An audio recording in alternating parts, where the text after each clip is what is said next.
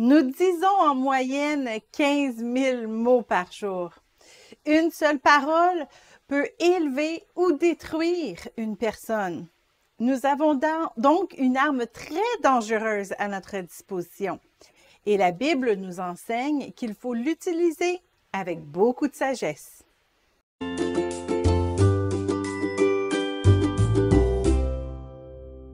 Parler. C'est une des premières choses que nous apprenons à l'enfance et probablement une des dernières choses que nous ferons au crépuscule de notre vie. C'est avec la parole que nous enseignons, que nous nous engageons aussi, et malheureusement que nous mentons et que nous blessons les autres. C'est dans notre nature pécheresse d'agir ainsi. Mais puisque Christ a payé le prix fort pour que nous soyons libérés du péché, nous ne sommes plus esclaves des impulsions de notre langue. Par elle, nous bénissons le Seigneur, notre Père, et par elle, nous maudissons les hommes faits à l'image de Dieu. De la même bouche sortent la bénédiction et la malédiction. Il ne faut pas, mes frères, qu'il en soit ainsi. Jacques 3, 9 à 10.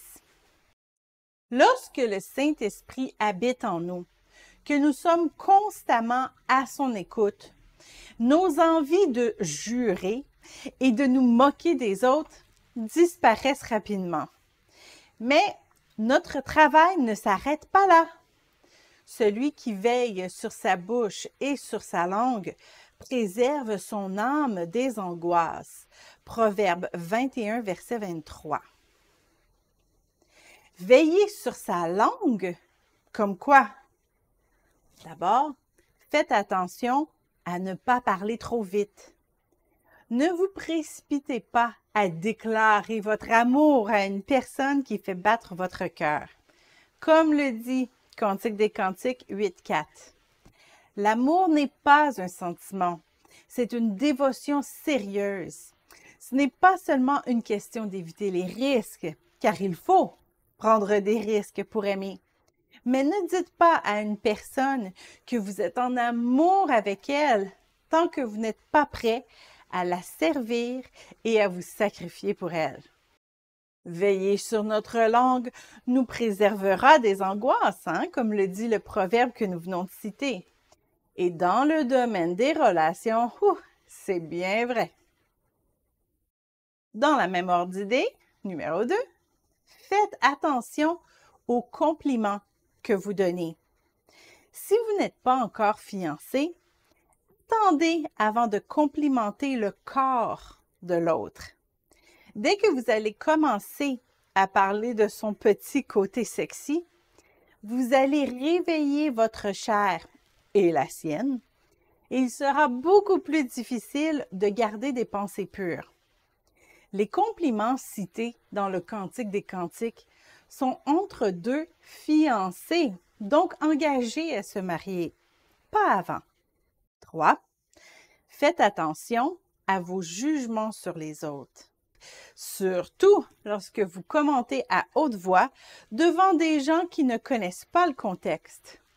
Elle est toujours en train de parler et d'être gentille avec les gars. Elle doit être une. Peut-être qu'elle est simplement une femme qui a été blessée par les autres femmes et à cause de ça, elle est plus à l'aise de discuter avec les hommes. Cessez de rapporter vos opinions sans fondement. La Bible est formelle là-dessus.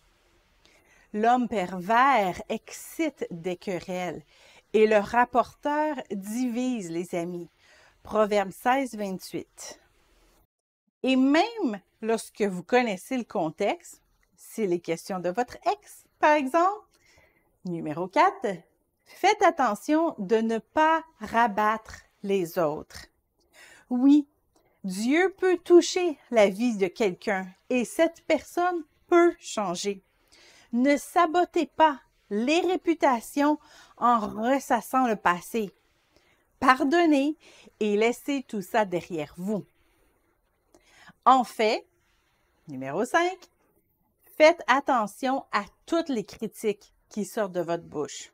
c'est une bombe qui peut facilement vous exploser au visage. Et numéro 6, soyez aussi vigilant face aux paroles négatives que vous prononcez contre vous-même. Vous risquez de saboter vos futures relations en semant de l'ivraie dans votre avenir. Enfin, dernier petit conseil pratique en ce qui concerne l'utilisation juste de la parole. Lorsque vous rencontrez des amis et surtout lors de votre premier rencontre avec une personne intéressante, évitez de prendre toute la place de la conversation. Parlez, oui, mais n'oubliez pas de laisser la place aux autres aussi. Si c'est votre premier rendez-vous galant, préparez-vous des questions pour lancer des sujets de conversation. Cela évitera d'avoir à combler tous les moments de silence inconfortable.